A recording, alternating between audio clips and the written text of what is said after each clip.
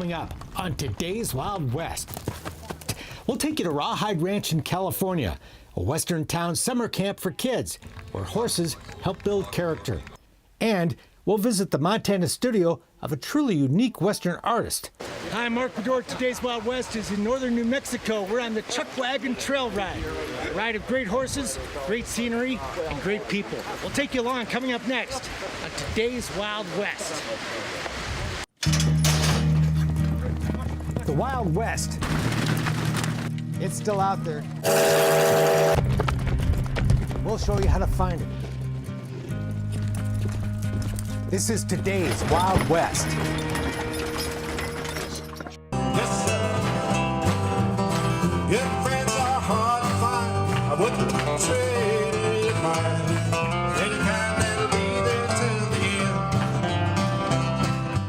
It's evening at a remote ranch in northern New Mexico as Jeff Norris and his band play his original song, Old Friends, the perfect soundtrack that captures what the annual Chuckwagon Trail Ride is all about.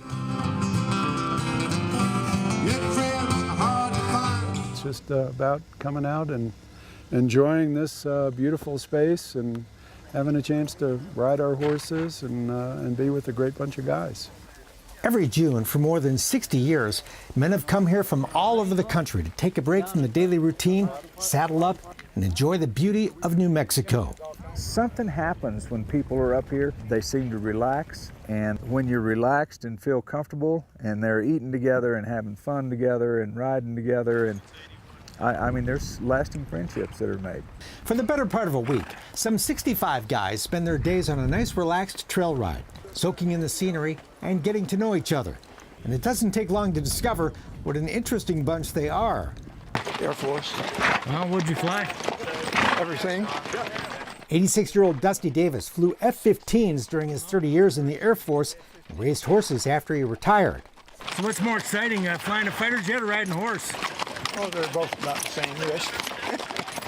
As a government hunter, I learned how to track and how to use a rifle well. And DLOREN SKYHORSE builds custom saddles in Colorado and once worked in Alaska as a government hunter.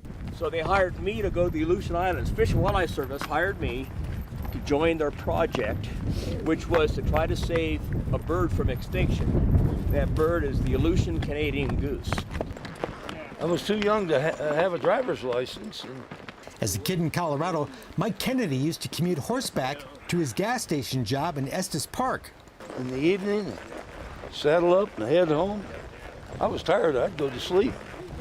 But old horse take me home, stop at one gate, and wait for me to wake up and get on home and have supper. Well, I've always wanted to do this. So it's really a dream come true. Such a pleasant group to be around, and quite a variety of privately owned horses they ride as well, including Tennessee Walkers, Mustangs, Foxtrotters, and mules. So now, why do you guys prefer mules? Well, I could give you my dude answer, which is anybody can ride a horse, but that's... Former New Mexico State veterinarian Dr. David Fly owns a bunch of mules. How many mules do you have? Oh, that's a question my wife often asks me, and I say, you never count them. We got about 10. The rest of them are driving mules. He's here riding his wife's mule, Silky, who's been a little sulky. At the Cadillac of the family? Yeah, she is, and she's pretty spoiled. She has her own, she's mad this morning that the culinary offering wasn't quite to her taking this morning. Oh, is that right? So she sulked a little bit.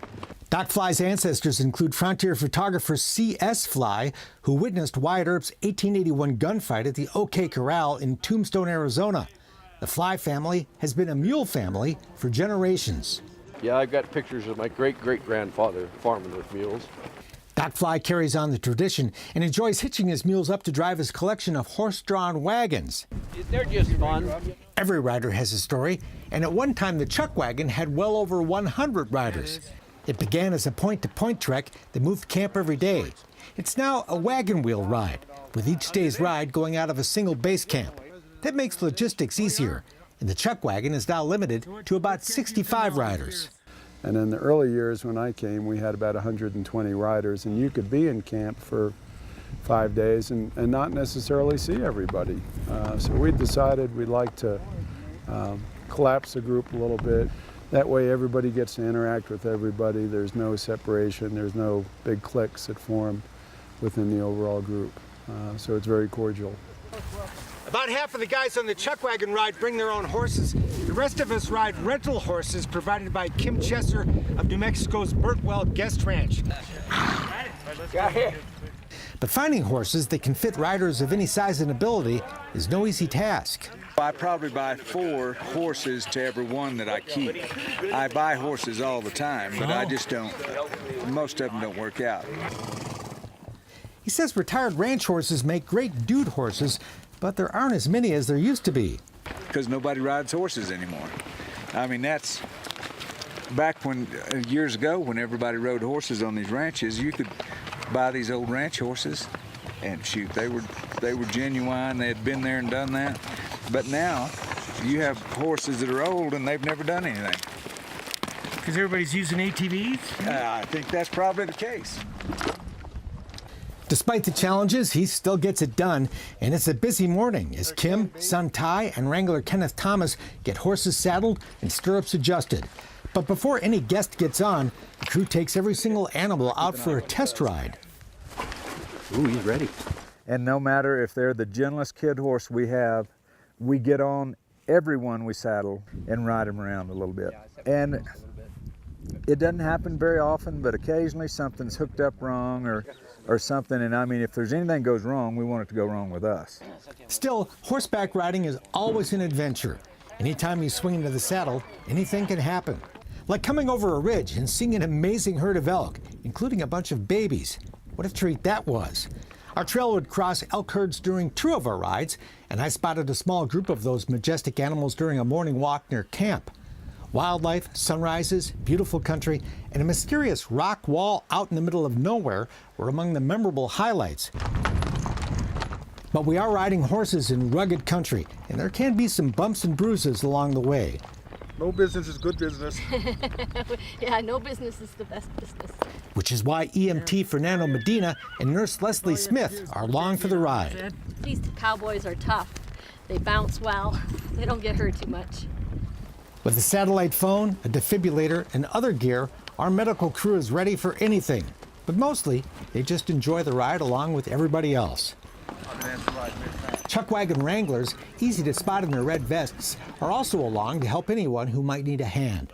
I'm pulling up drag, just making sure everybody stays together, make sure we don't leave anybody. Back at camp, the Chuckwagon features another nice amenity no real Chuckwagon ever had.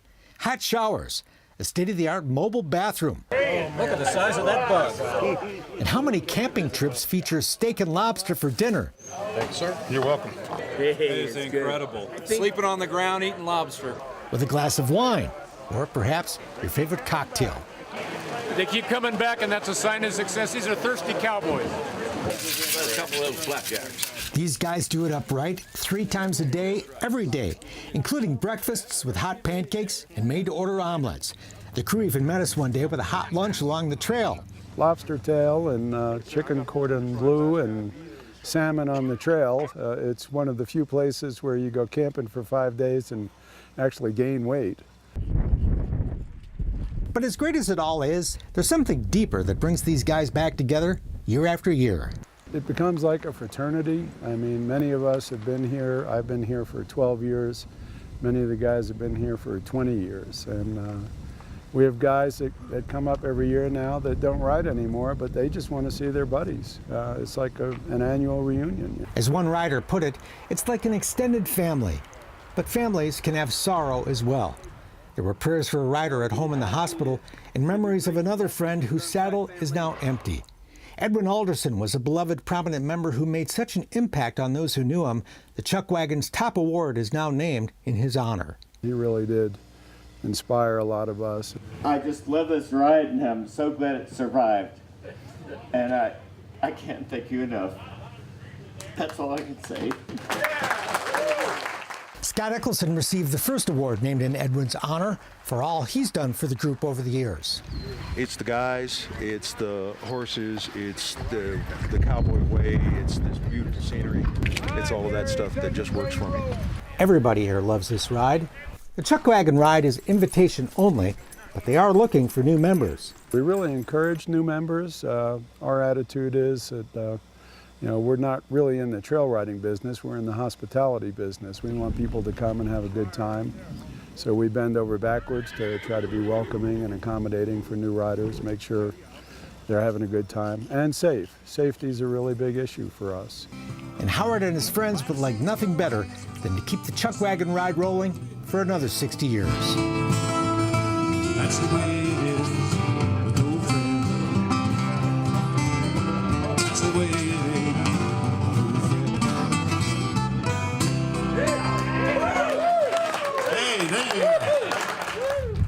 Up next, we'll show you how horses are helping to build young lives at an acclaimed California summer camp, Rawhide Ranch. It's Friday afternoon at Rawhide Ranch in Southern California. Kids who've spent the week at this unique summer camp are showing off their new equestrian skills to their proud parents in the grandstand. Some of whom may be watching in amazement.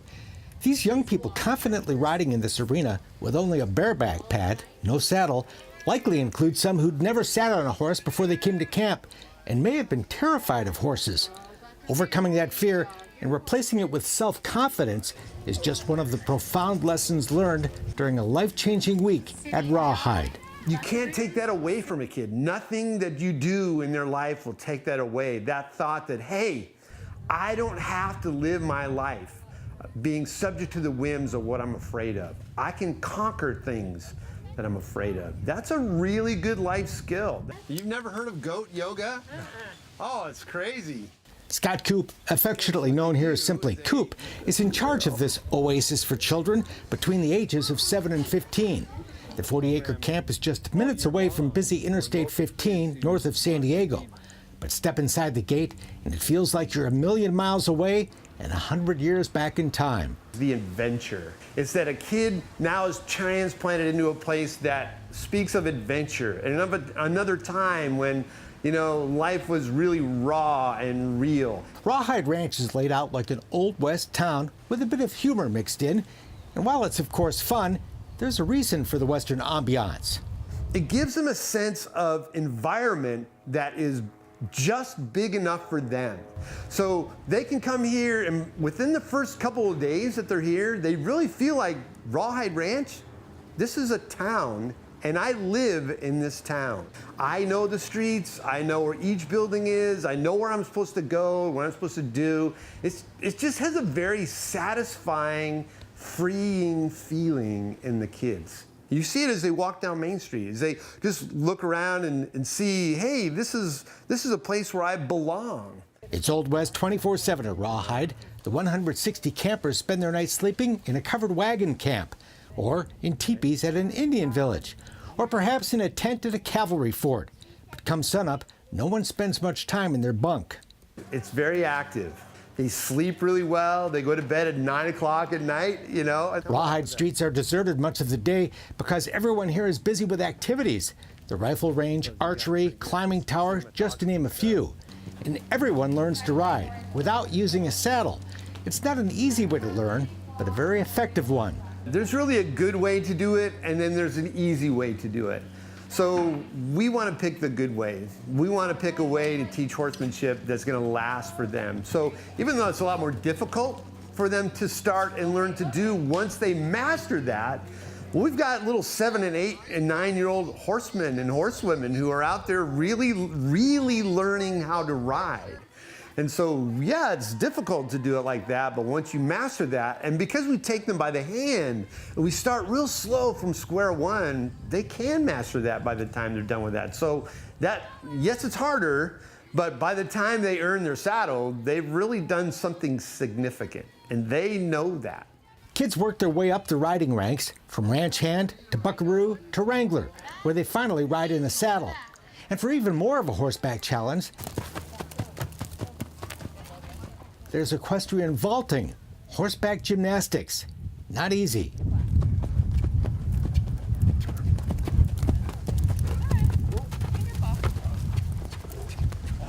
It's really tough. It's the balance. I think that's like the hardest thing is just keeping balance. But I like the challenge. Even though it's not always perfect sometimes, I like just working at it and trying to get better at it, really. Well, here's something we see often here. The kid first sees the instructor do it, and then they are told that they're going to do it, and they see this sort of big look in their eye that says, I could never do that in a million years. And then lo and behold, they do it. And when they do it, we see this so often, the kid on the back of the horse doing that maneuver, and all of a sudden, this giant smile just lights up their face. And when that happens, we know that something happened, not just physically on the back of that horse, but something touched that kid's heart. Now that kid knows, hey, I can do things that I never thought I could do. Rawhide keeps about 60 horses, half of those quarter horses. But it takes a wide variety of horses for all the different ages, abilities, and equestrian events at the ranch, which includes learning how to drive a cart. So we have to have horses that can take any kid, any rider, any size, at any time. So we have to have that horse that will just take really good care of those first-time riders. But then we have to have horses that can do barrel racing, you know, jumping and even some trail. We have to have horses that can do a cross-section of everything. We love the horses, but they're kind of our tools to get to the deeper meaning, so it's a lot of fun. We teach them without knowing they're learning. It takes a very special group of staff members to make all this happen, like Ellen Morrissey, a longtime staffer originally from Scotland. I believe in what we do. I think that in today's society we need a place that's here to foster kids where they can build organic and natural relationships. Without any distractions, there's no technology, there's no phones, there's no Snapchat and Instagram, so it's back to the basics and it's really, I like it. We're very picky and selective over who works here. And we're very fortunate to have the people here that are here, because at the end of the day, it's really about them, what they bring to the table. It's a real blessing to be able to work with them. Along with the horses, Rawhide is home to lots of other animals too. Chickens, pigs, goats, alpacas, and more. Animal science is a key part of the curriculum, and animal showmanship is a major part of the Friday afternoon arena program. All those animals have to be cared for every day, fed, watered, and have their pens cleaned. But that's another activity with a built-in lesson. Again, I think it's just that sense of responsibility and personal growth. When they go and they clean the pen, they feed and water, those are things that have to be done. They're not doing it just for fun. Those are real animals who really need someone to take care of them in that way. And there's just really no substitute in the heart of that kid when they go home knowing that they took care of someone else, they helped feed and water those animals, and it was a chore that really needed to be done. That's doing work that needs to be done and doing it well. That's a good human quality. That's a good character trait. Whatever love the campers may give to those critters, they get back even more. It's easy to forget that even kids from affluent neighborhoods can have a tough time growing up. And Coop says a little unconditional love from even one of Rawhide's beloved dogs can go a long way. Everybody loves Lola. She's a very important part of the strategy of Rawhide Ranch, making kids feel at home. And very fun place to home. Yeah. Yeah. Yeah, it's a lot of fun. Best. The best? Yep. Along with learning to care for the animals, the campers learn to care for each other. The wide age range of the campers, 7 to 15, is part of the plan. Well, one of our core values here is to teach the kids about being in a caring community. It's more difficult to do that if everybody's the exact same age. And so there's a continuum of starting with the kids at 7 years old, going to camp with 15-year-olds, where new kids are sort of shepherded by the older kids are shepherded by the younger staff are shepherded by the older staff. It's really what a community is supposed to be, a real, working, caring community. So we really like it that the younger kids come with the older kids, and that relationship with the younger kids and the older kids, that's just as important for both. The older kids really need to learn what it is to help someone younger along the way, so we put them, the older, more accomplished kids, we put them in with the beginning kids riding class and some of their experiences so they can say, hey, I was just like you. And then I learned this, and now I have this experience and this confidence, and you're gonna be like me too. The program isn't much different than the one Clarence Chown and his wife Mary Jean created when they founded Rawhide back in the 1960s, naming the ranch after a popular TV Western of the era. While not a Christian camp per se, Mr. C and Mother Mick, as they were affectionately known, wanted to share their faith and love for kids. But they also wanted to introduce a set of values to a generation growing up watching TV on a couch. There's none of that at Rawhide, and just like 50 years ago, you'll never see a cell phone, iPad, or laptop at Rawhide, which perhaps, surprisingly, the kids willingly agreed to do without. But it doesn't take long for them to get immersed in their new world. They're just busy and active. I just can't, as I see these kids and the smiles on their faces and the deep, I think, learning that they're doing, that's going on here, I just have a sense that this is how it's supposed to be. I think this is what it has meant to been all along. And some of these kids are finding that here, even if it's just for a week of their life. They find it and they love it. Well, I just love being with horses and all the animals. I love the people here, the horses, and just like all the fun things we do here and stuff. I just love it. All it takes is a couple of hours here to know what a special place this is, one that both campers and their parents have been falling in love with for generations. I came here 40 years ago. You did? For my first time. Wow. Yep, but I slept in that covered wagon over there one year, slept at the fort. It's exactly the same. Really? I was pretty much in tears today. It was really, really memorable. I really like the belting and the riding. Yeah? Want to come back? Yeah. That our flag was still there. Rawhide's core values are known as CHIRP. That's short for caring, hard work, integrity, respect, and personal growth. Even in these divided times, who can argue with that? And where better to learn those timeless values than horseback in an Old West town known as Rawhide Ranch. We all see everything that's here as a tool making a difference in kids' lives. Just ahead, a visit to the Montana studio of a different kind of Western artist. These are silks from old tobacco pouches. Inside an ordinary-looking house in Great Falls, Montana. Those are really cool. You'll find the studio and personal art gallery of an extraordinarily talented couple, artists Echo and Ron UKRAINETZ. It's a home chock full of wonderful art, mostly Western, like Ron's striking clayboard engraving of a Native American headdress. That is awesome. Ron's not home today. That's what I like to do with pieces. So we'll focus on Echo's impressive and unusual work known as fine art batik. I always say I'm a frustrated oil painter. And her favorite subject, her true passion, is recreating turn-of-the-century photographs of American Indians, like those of famed photographer Edward R. Curtis. Black man Arapaho. Mm-hmm. When I start, I have this idea that it's going to look like an oil painting. And I call it getting to France. If I could get to France. I get to Holland, but I don't ever get to France. I take the photograph after I draw it, and then I put it on here and I start batiking. Batik is a creative process of applying alternating wax and dye treatments to an outline of whatever picture Echo is creating on a high-quality stretched cloth. And I put the wax on with brushes, and then I have my dyes. I draw on the bird, and then I put some wax. Echo has produced a small book explaining how batik is done. Then I dye it this color.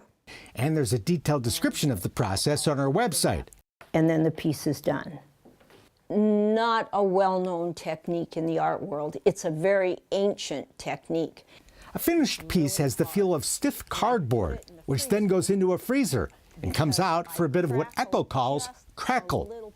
By crackle is I bend and break the wax, so I get just a little crackle, which is typical of batik. A final treatment with black dye fills in the crackle breaks, and at the very end of the process, the wax is removed, and the results are both fascinating and unpredictable. I don't know what it's going to look like until I get the wax out, because I don't know if the wax has stopped the dye or what. The self-taught artist consistently turns out intriguing pieces of eye-catching color, unlike anything you've ever seen. I love the fact that they're black and white photographs, so I can do anything I want with color. And no two are alike.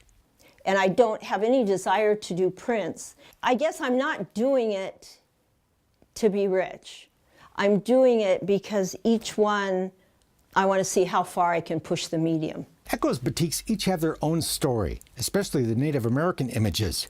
And while she started out with Curtis, Echo now uses images from other historic photographers of the era, like Gertrude Casebear. She had such a rapport with them. There's one that's Joe Blackfox. He's got a glint in his eye. Bringing out the eyes is a trademark of an Echo batik. It's as if she brings her subjects back to life. After about 4 or 5 dye baths on the face, I can hold it up to the light and see the eyes looking back at me. And that's what I like. That makes the person looking at the artwork a participant in the piece. And while her history is accurate, and that's a Kootenai flathead, Echo does take artistic license with her colors. Ron is historically authentic. And he said, no, that wouldn't be that color. And I said, I don't care. I like that color. Echo's a regular at her hometown's famous Russell Auction Art Show at the C.M. Russell Museum in Great Falls, and her work has also been featured at the Briscoe Western Art Museum in San Antonio. I'm at a sweet spot because I can make them, I can sell them, and then I can make some more. What a talented couple you two are. We have fun. We have fun. That's it for now. We're back next time with more cool stuff from today's Wild West. I'm Mark BEDOR. We'll see you down the trail. For more information on the people and places featured in today's Wild West, or to order show DVDs and books, visit todayswildwest.com. Funding for Today's Wild West provided by the Montana Film Commission, the Leggett Foundation, the Chuckwagon Trail Riders Foundation, the Dude Ranchers Association, and the Dude Ranch Foundation.